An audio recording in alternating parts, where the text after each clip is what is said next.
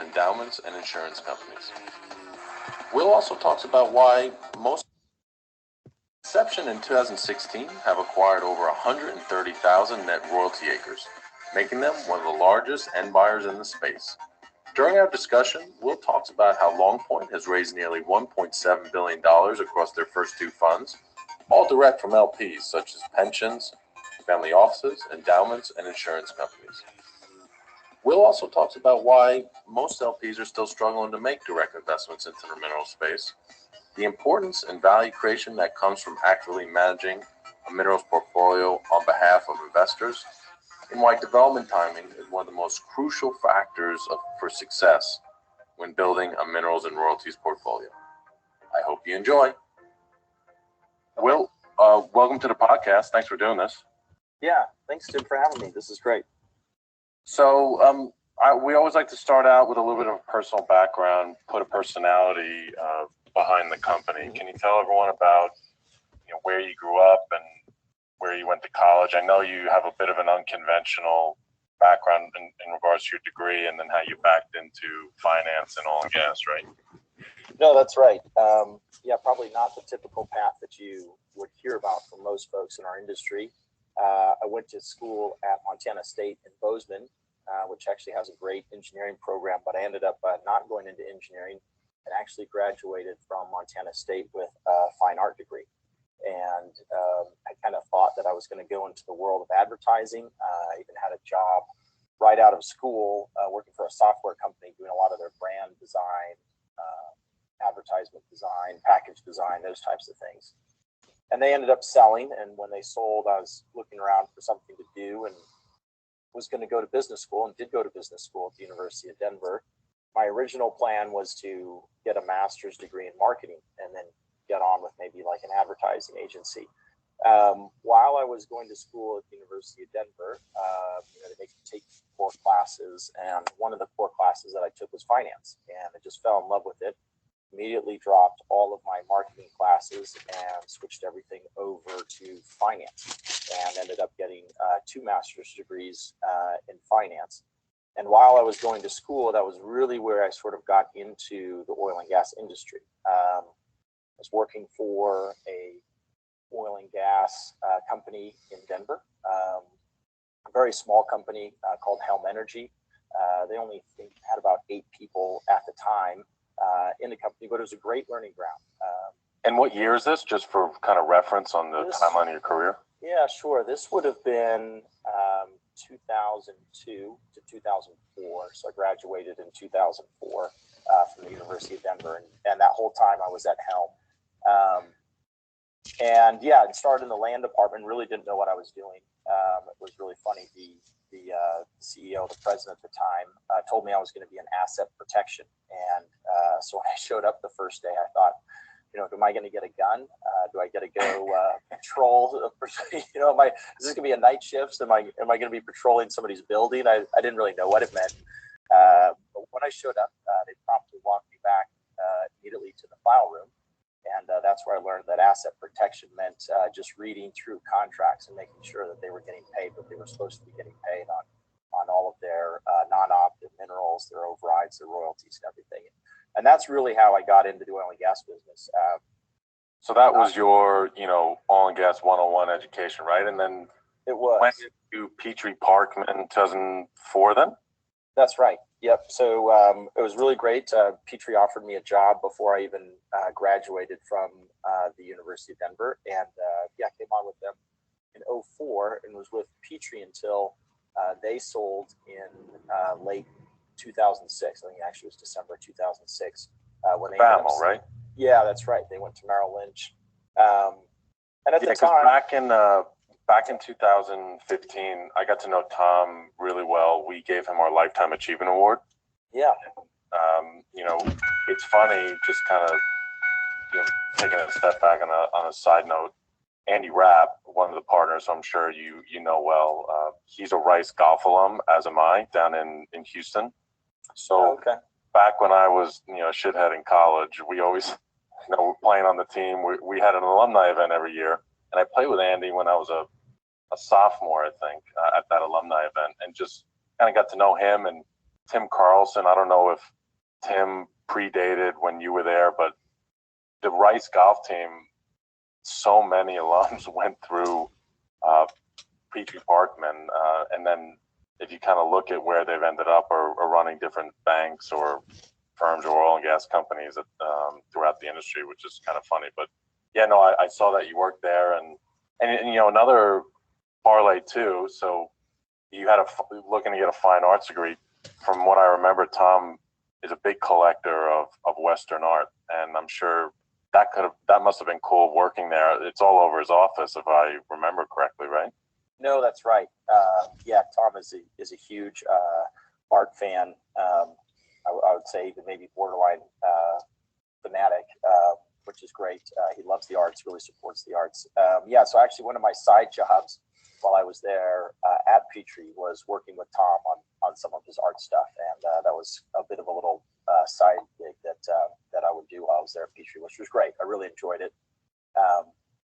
Yeah, and then Tom spent some time at BAML, and then that went to Bank of America, and then in the last few years they've got kind of the band back together, so to speak, and there's a very strong Petrie history. I do know Andy well. He's a great guy, and keep up with most of the guys from Petrie Park, and they've all for the most part landed in some really great places. No, absolutely. So anyways, kind of continuing the story. So you left after they sold to BAML. And what I found really interesting, which I didn't know, you actually got into the mineral space. Highland Minerals and Royalties. Can you a little background on that and why you got into that and what kind of, at the time, I guess it's Royalty Clearinghouse and Scott Noble. Who I don't know if Carl Brunsicky just like a household name. Or, I mean, there weren't really many, and so like I would love to kind of hear like this is unscripted. How that kind of came on your plate, right?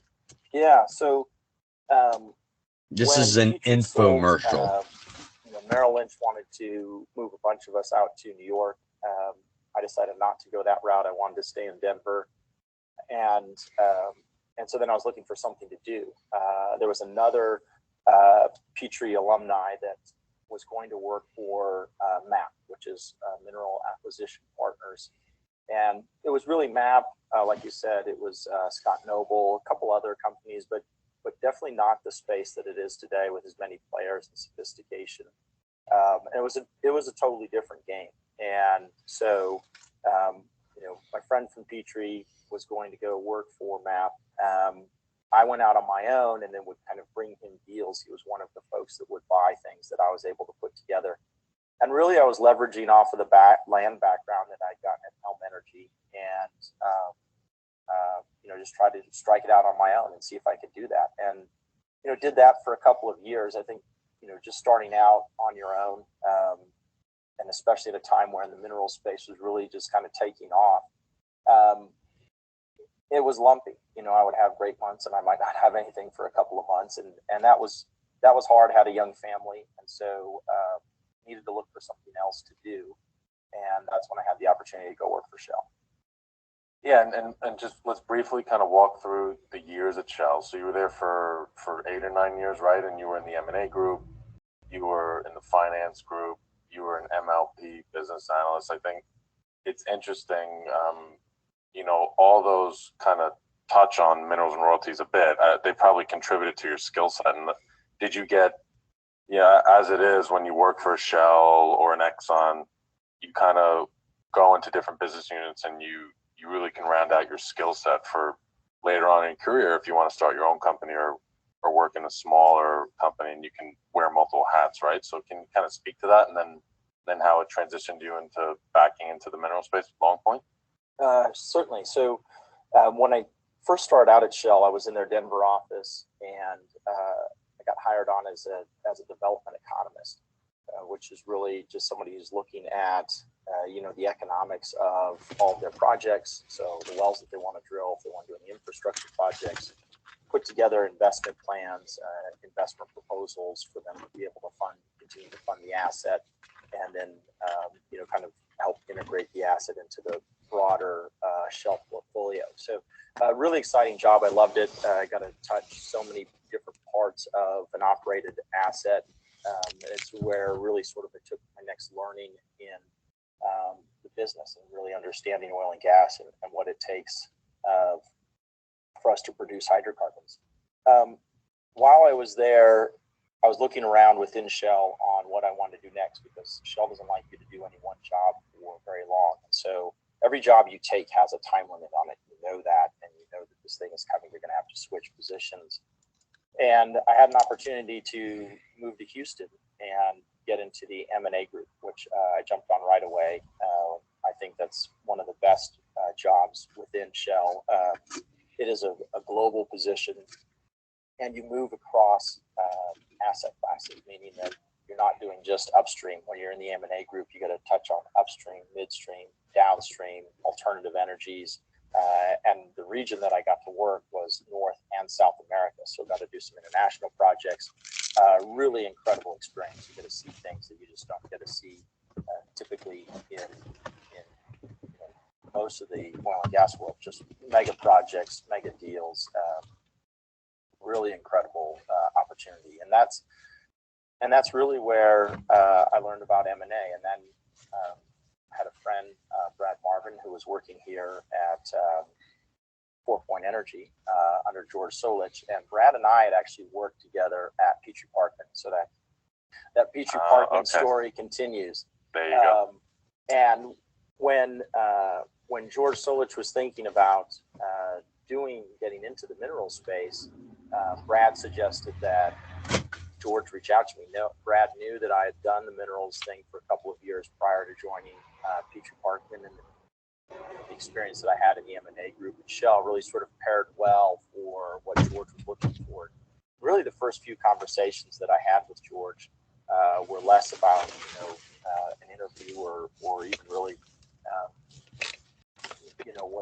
what I was looking for was more about helping him understand what it would take to be successful in the minerals business. He had a pretty good idea. They had actually picked up some minerals in, I believe, Cordillera 3 through their leasing program. Just as they were out there leasing, they had folks saying, "Hey, will you buy my minerals?" And so that's really sort of where this idea for Long Point came from. But really, those early conversations were a lot of tactical questions around how to get sellers to sell, what we thought volume would be, what the hit rate would be, how you'd need to staff that out, what that would look like. And he had a vision already, but it was really kind of sort of rounding that out and testing some of those ideas. And for those who are not familiar, you have 4 Point Energy, who's the sister company of Long Point Minerals, E&P focused, and then you guys share offices, share technical support and resources, and then you have Long Point, who does a lot of the minerals acquisition. That kind of partnership structure or sister entity structure is something that's become a little more common in today's mineral space. Where did that idea kind of come from?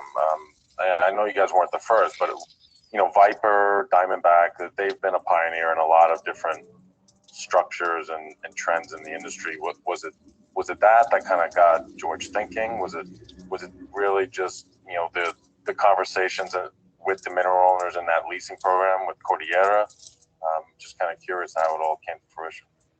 Yeah, so that's pretty interesting. I think it had less to do with trying to model an existing structure, and it had more to do with really trying to bring the entire E&P skill set to the mineral space. What does that do? How does that change? Understanding, just a little bringing tweak to bear the larger organization of accounting and land administration to really apply those things to the mineral space to be successful. And I think that really we're striving to run in the mineral business more like an E&P business and less like, I think, a lot of examples that they had seen out in the field. In many cases, I think certainly, like you said, there's some other players out there, but in a lot of instances, we've been able to have an advantage for a while now. And now here's where you're unique, and this is what I'd love for you to talk about, Long Point 1 and 2 and the fundraising side. Your major LP and the primary investor is Canadian Pension Plan. That's where you guys are unique, right? If you're going to look at others who have the E&P royalties on, others are doing it with traditional private equity. You guys have a very cheap cost of capital, and you're an end buyer. You're not looking to exit this in the future.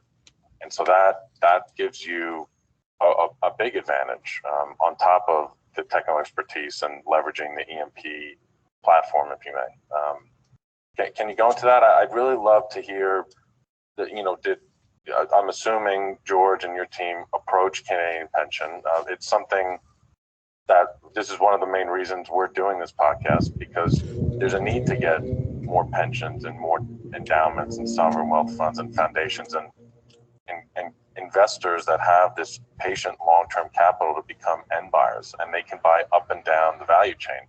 They don't necessarily have to put billions of dollars to work like you guys have, but it just makes sense. Can you, I'd love to hear the evolution of when you were doing the dance with them on, did they get it right away? I know they're very sophisticated oil and gas investors. We know Avik Day's team very well. I know you guys are dealing with a different entity within Canadian Pension for Long Point, but just some insights on, how a pension fund views this space. One of the things that George recognized very early on was that minerals is a long-lived asset and a long-term asset. It's a yield-based asset, really fits an investor who's looking for yield and cash flow, and doesn't necessarily fit a lot of the private equity models. I think with this public space in particular still expanding, there aren't a ton of exit options, at least for larger mineral packages. And so a group like Canadian Pension Plan, a traditional LP investor, is very well suited for the mineral space and making mineral investments. When the guys first got started, they were using Jefferies to make that introduction. I think Jefferies was very instrumental in getting us our foot in the door. And then obviously George is really good at helping investors understand exactly what the proposition is. And I think through that process, they were able to really explain to Canadian Pension Plan, help them understand just the opportunities before them in the mineral space. I think one of the challenges, and it certainly has started to change a little bit from an LP perspective, is what we've seen and what we heard when we were out on the road a lot of times was that LP investors sometimes have a hard time making direct investments, and they're much more comfortable making investments with asset managers who are then making the investments for them across a portfolio. And a lot of these LPs aren't even really set up or structured in a way to make direct investments. Now, we've seen a little bit of that change, and obviously you've seen more and more folks starting to come to the table for direct investments into yields, cash flowing based assets like minerals. But there's still a lot of room to go there. I think that there's still quite a few folks that are more comfortable just making investments with asset managers than they are with direct investments into companies. Now, the partnership has worked out phenomenally well. Canadian Pension Plan is our anchor investor, as you noted, is Long Point 1. And then when we went out and raised Long Point 2, they were an anchor investor again. They've been an incredible partner, and we've worked really well together. And it's worked out really well. It has been a good cost of capital for us. It's allowed us to capture a lot of deals. But I think beyond that, just the partnership in general works extremely well. We haven't had instances really of us being misaligned in terms of vision or where we want to take the company. So far, everything's worked out really well. No, that's fantastic. Just for color, if you're comfortable sharing, just a size on your funds, just so people have perspective. I mean, we're interviewing CEOs of all size companies on this podcast. Some are managing $5 to $10 million funds. Some are 30 to 50. Some are a couple $100 million. I mean, you guys are at the top of the pyramid, right? So just a little bit of color on the size, and then I'd love for you to kind of go a little bit further on LPs investing directly, and you said some of them aren't structured to be able to do that, and you said that's changing. Can you go into some of the change? Are they setting up side entities to be able to do this and have a little more flexibility? The argument for royalties companies is, why would you pay management fees in a fund when you can own these directly? And one of the biggest misconceptions out there is that this is going to be a really complex, difficult asset to manage. There's a lot of complexity and expertise on the industry and the technical side needed to acquire and assemble a portfolio. But if a team like yours does that, a lot of the hard work is done, and then it can be managed directly. It's just a financial management play, right? Managing cash flows and making sure the accounting is straight, sorted out, and that can be outsourced, or it can be done by a team like yourselves. I mean, the other thing when you say direct, I think a lot of minerals companies out there, especially lower down the food chain, they talk about turnkey packages and selling direct to where a pension or endowment would hold it directly under their own AUM. Do you think that's possible, or there needs to be, because right now Teachers Capital, another big Canadian pension who's investing heavily in the space, has Heritage. Canadian Pension has Long Point. Do you think it's just more realistic for them to directly invest in a company versus own the assets outright on their balance sheet? Yeah, no. A couple of questions there. Let me start with your first one. So in terms of size, we raised over 800 million for Long Point 1. We deployed that in about 18 months. Then went out and raised Long Point 2, which was again over 800 million. So we raised almost 1.7 billion total between the two entities, and we put a good portion of that to work. Long Point 1 is now just in distribution mode, so it's no longer making acquisitions. It's just returning cash back to shareholders. We're still deploying capital in Long Point 2, and as soon as we're finished with that, it will then also go into distribution mode, and we'll go out and raise Long Point 3.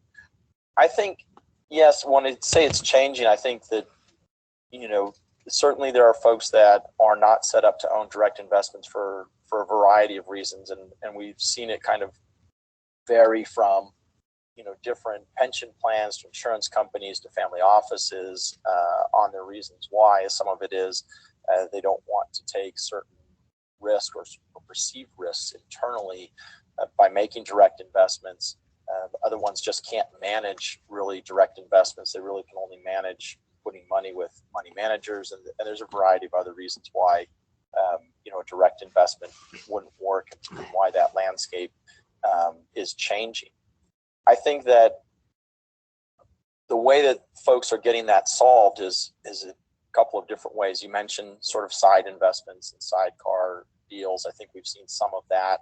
That certainly is one way that these LPs are tackling it. Another way is that they're just starting to hire the people that are necessary in order for them to make those direct investments.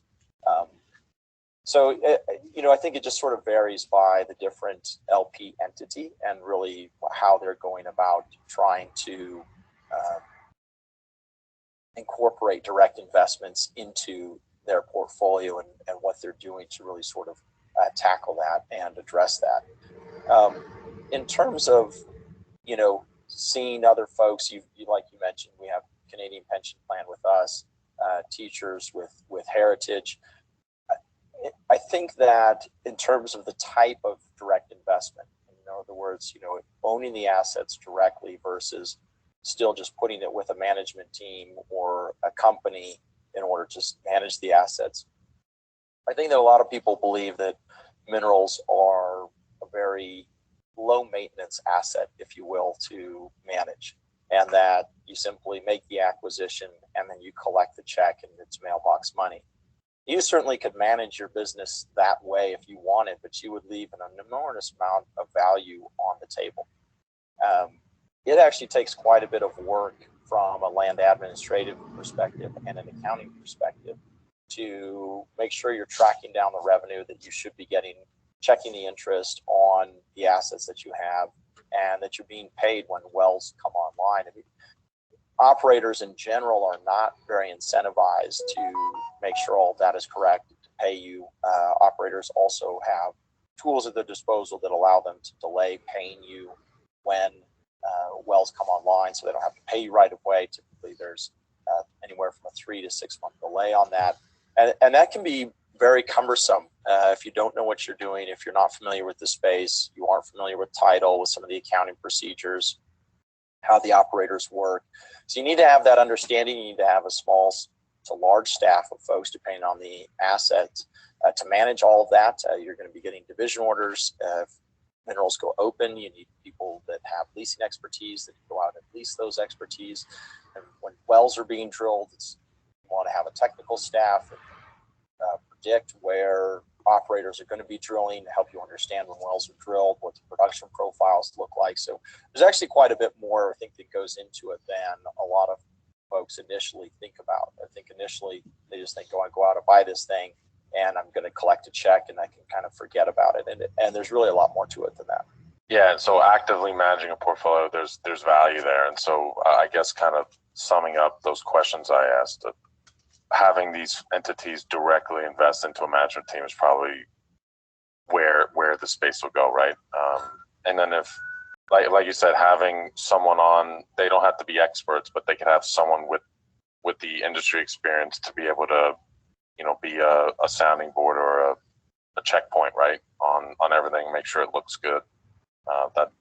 That's really helpful. So 1.7 billion, that's tremendous. That's a lot of money. And you guys are just one of many companies out there. It shows how big the space is, and you guys are deploying it at a very quick rate. So there's lots of upsides still to go.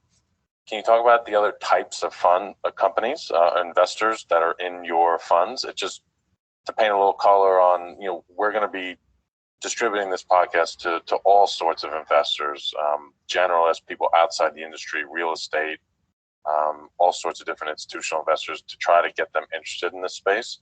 So if they're listening, kind of touch on the different classes of investors so that they might say, oh, the yields and everything are appealing to me. If others in my my investment peers are looking at this, maybe I can dive in a little deeper as well, right? Yeah. I think most of the folks that we have targeted when we went out and did our fundraising were sort of your traditional LP investors. So that's endowment funds, pension plans, insurance companies, family offices. Those are really the types of folks we targeted, and the folks that we have in our equity stack. We have representation from all of those groups that I just mentioned.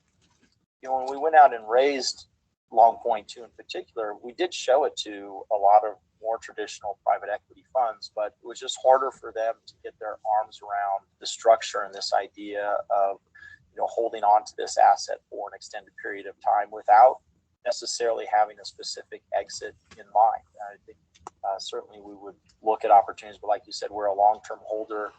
Canadian Pension Plan has been very happy, along with our other investors, with the distributions we're making out of Long Point 1, and looking forward to the distributions we're going to be making pretty short order out of Long Point 2. And I think company or investor that this really appeals to is somebody that is searching for yield. This does not fit, I don't think, somebody who's looking for a quick flip or a large pop on an asset sale. Maybe on a much smaller scale. So certainly there are mineral companies out there that target that market because their business plan is one that they're trying to aggregate packages and then turn those quickly to larger buyers, either like us or other folks. And so maybe in that business model, more traditional private equity or a different type of investor that's looking for more of that quick pop or return on a sale fits. But for us, it really comes down to somebody who's looking for yield and cash flow. Gotcha. So I got a question for you. So you sit down with an LP investor, and let's just say they've invested into oil and gas, in particular upstream, over the last 10 years. More than likely, they've had a rough go at it, right? The returns for upstream haven't been as frothy as they may have been in the past. So you probably come across some people who are a bit jaded on the oil and gas space right now. Now, minerals and royalties are tied to oil and gas commodities, but it is a different play. I've heard clients refer to it as very bond-like. You don't have exposure to cost on any operations or infrastructure. You get free upside exposure to technology innovations. Right? There's a number of positive spins on investing in mineral royalties, and you can talk about that. But what happens when an investor says, well, Will, this all sounds great, and I see a lot of capital flowing into this space. You've deployed a lot, you've raised a lot, but aren't you making money on increased production? And so if capital is, it's stringent on, and it's being very careful on going into E&P development to further drilling and thus increase production, which increases royalty payments. If that capital is going down and I'm investing in minerals, don't I need E&P investment to drive minerals growth? And it's a bit of a catch-22, and I think it's something right now where the industry is really good at reinventing itself and finding creative financing solutions. But when that comes up, and you can kind of put your 4-point hat on here, how do you go about combating that and hedging that risk? Is it following, buying minerals only under very, very strong companies with balance sheets that are healthy, that have very, predictive rigs and drilling plans, rig schedules and drilling plans, I should say, going forward? Would love to kind of hear your thoughts on that, because it's definitely something that an investor is going to have to think about, because they're tied together, E&P development and minerals cash flow, right?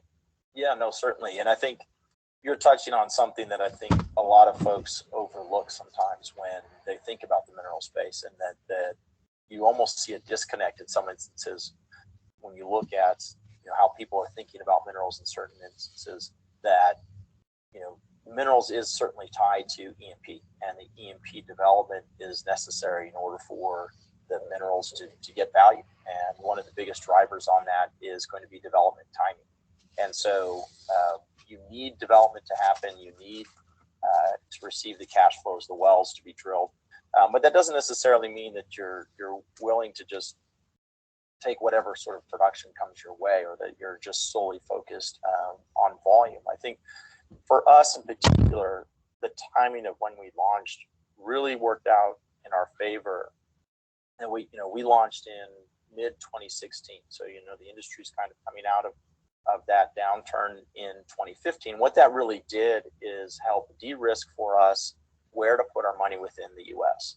And as we looked across the landscape in 2016, there were only 2 plays at that time that were really making any money, and were the only places that operators were investing capital and continuing to drill. And that was the Eastern Anadarko Basin in the Scoop, Stack, and Merge, and then in the Permian Basin in both the Delaware and the Midland.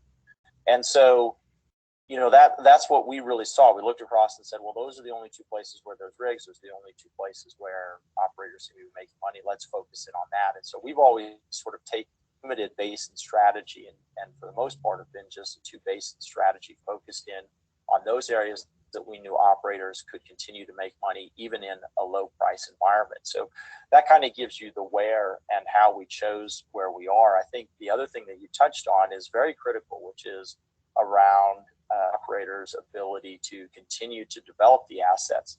I think that today is actually becoming more and more prevalent. In this downturn, we certainly are seeing some operators struggling and trying to continue to make things work, trying to remain profitable, trying to continue to drill wells and just stay alive and just stay relevant within the industry. So it takes an additional layer of research there to really go beyond just, is the operator you're buying under a well-known operator, to really uncovering and saying, okay, do I believe that this operator in the future will have the financial capabilities and the balance sheet to continue to develop and produce the asset? It doesn't do you any good to buy under somebody who maybe at the moment has a little bit of cash and is drilling some wells that are uneconomic. That may sound great as a mineral owner because you don't have any CapEx or OpEx, and you can think to yourself, well, what do you care? You can just buy under that person and get the minerals. But if that person can only afford a couple of wells and you own a vast position and you need them to drill a lot more than those couple, then certainly you need to look at the viability and the financial capabilities of that operator. And that's one of the things we take into account here. That is, just like you said, we put on our operator hat.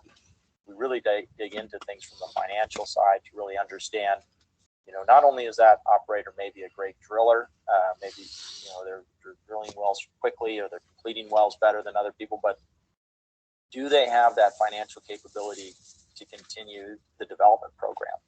Because like I said, that development lever, that development timing is one of the most critical when you're looking at valuing these assets. Typically, you can be off a little bit here or there on your type curve, be off here a little bit there on some of your other technical assumptions, but one of the biggest drivers is going to be development timing.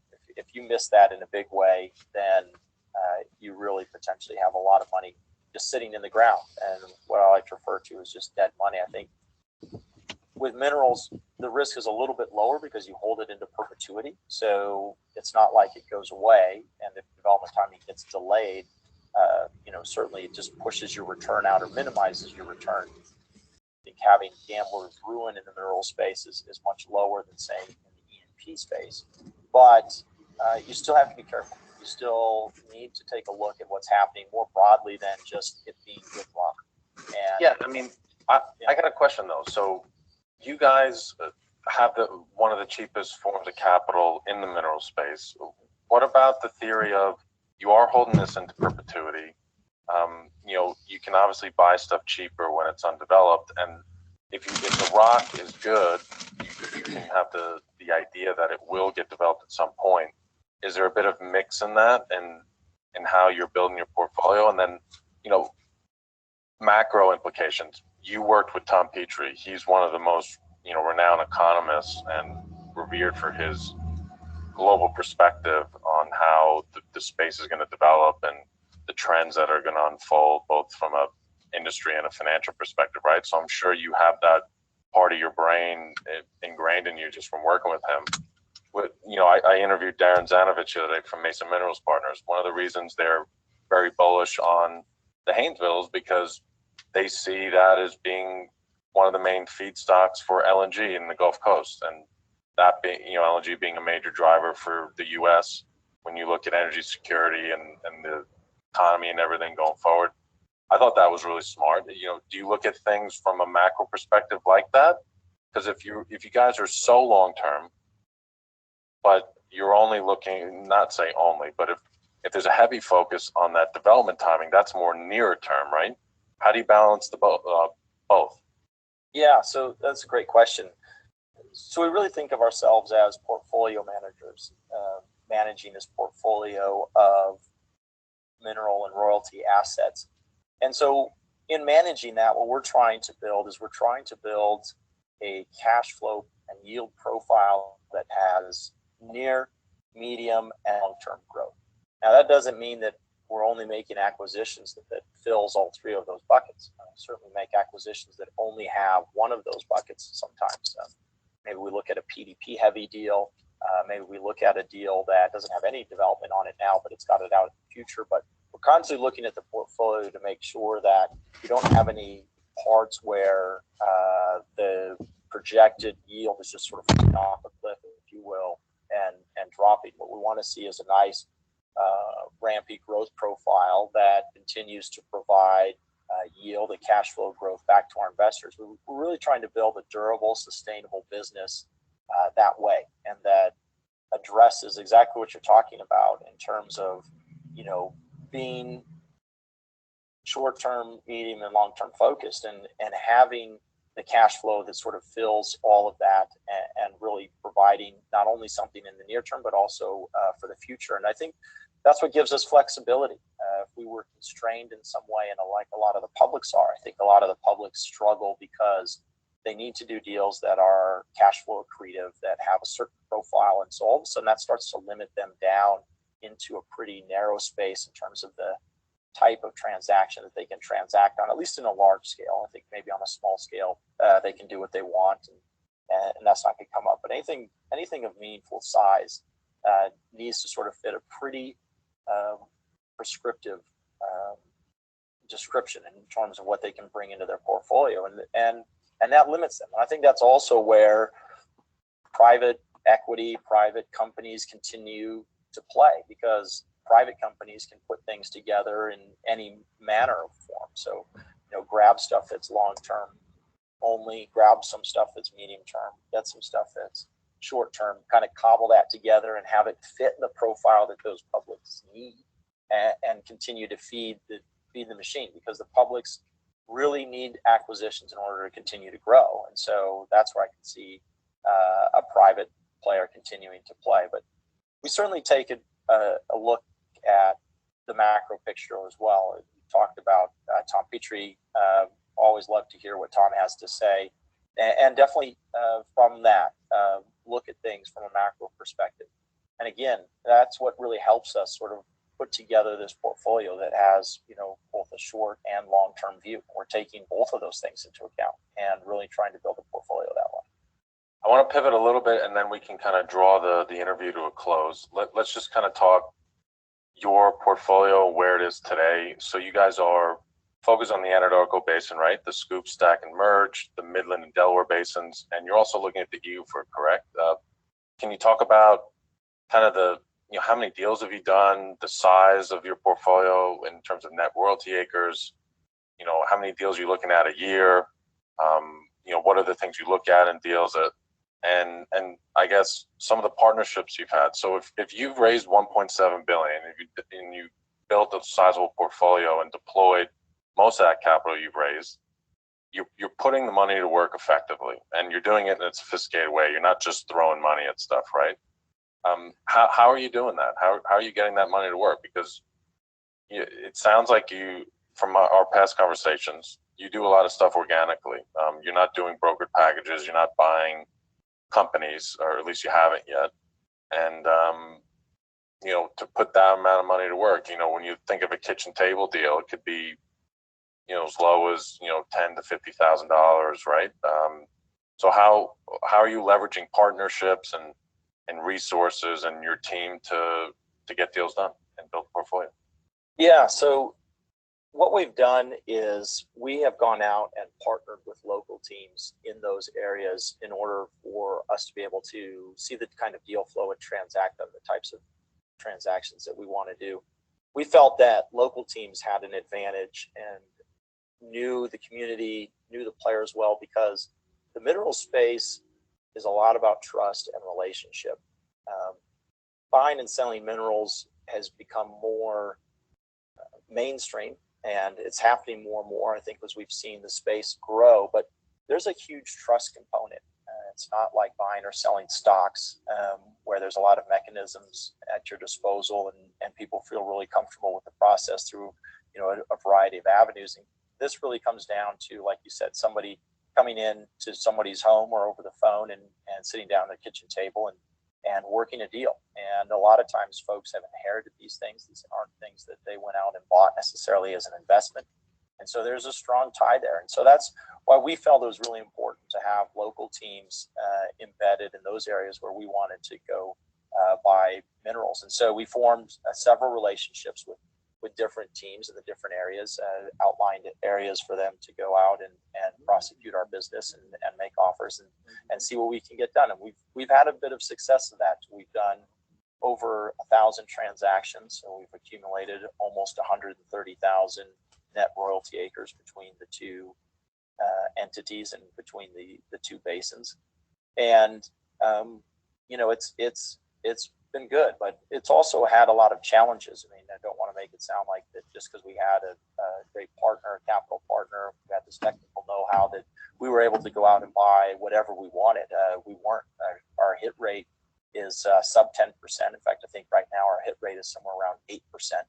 So that's a lot of deals that we see and evaluate and take a look at that we're just not getting done. And there's a lot of competition out there, but there's also a lot of times that sellers change their mind when they get to the final stage. And like I said, because it's an emotional decision, there's a lot of trust involved.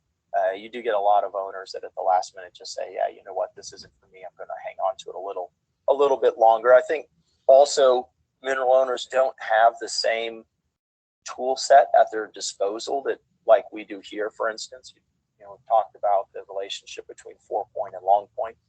And so sometimes too, you get mineral owners that just because you're a larger company coming in and making them an offer, they automatically assume that you must know something that they don't know, and that they should hold on to them because they might be missing something in the future. So there's several hurdles that we try to get over. We try to educate owners as much as we can. We're very transparent in the offers that we make. We oftentimes will walk them through why we came up with the value that we did, and just try to build that relationship with them that we can. But I think what really helps is having those local teams, because that first impression of having somebody that's embedded in those communities where we're buying is critical. And then we continue to do things in those communities as well. We try to be good community partners.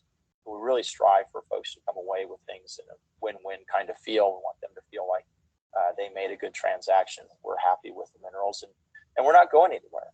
Again, I think kind of having this long-term view and being out there, we can't just go out and scalp people and then move on to the next person.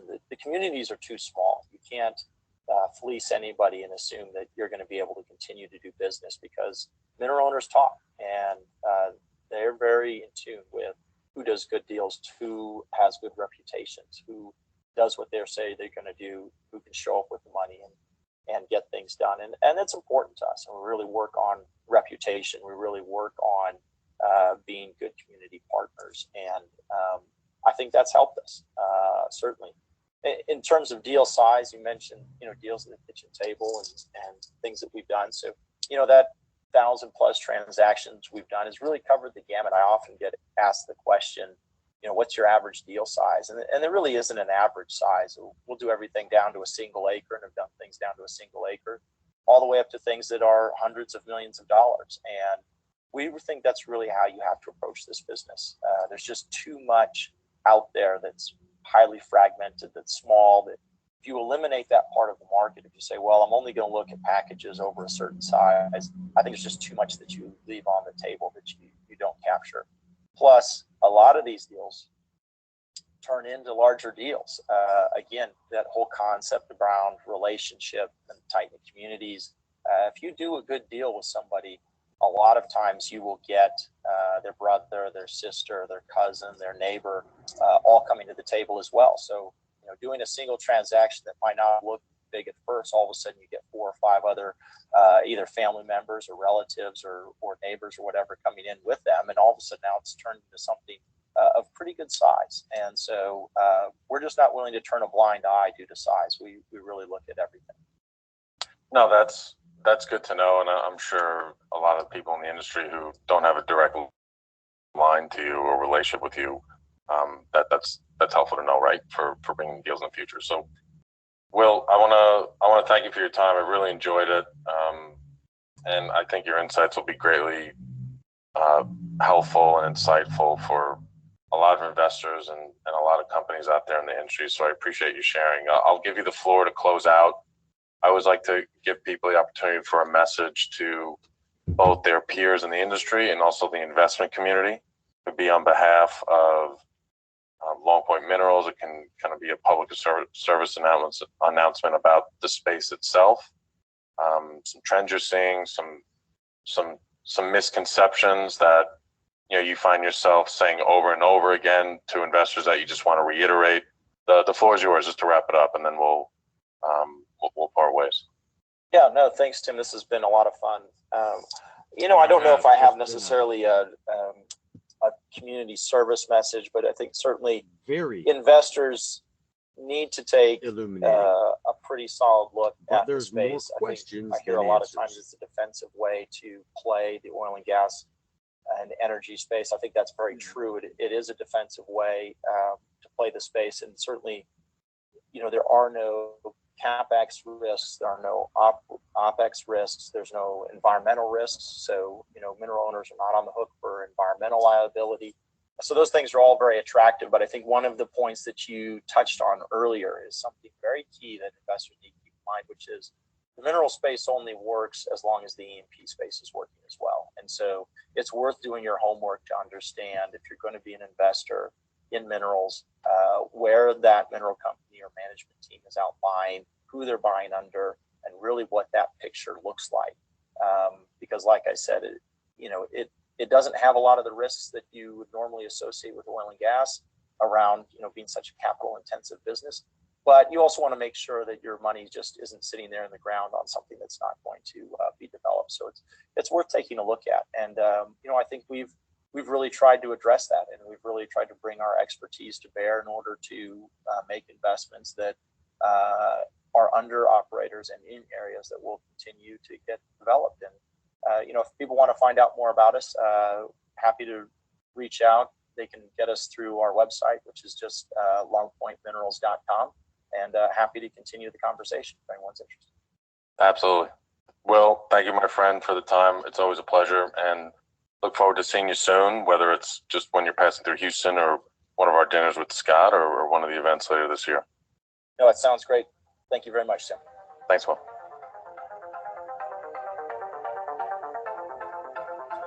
Hey guys, thanks for listening to this episode of the podcast. I hope you enjoyed.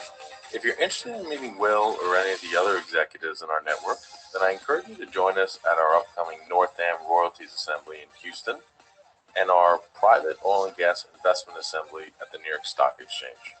For more information on these events, please email me at tim.powell, that's PAWUL, at oilcouncil.com, or visit our website at www.oilcouncil.com. Thanks, and see you next time.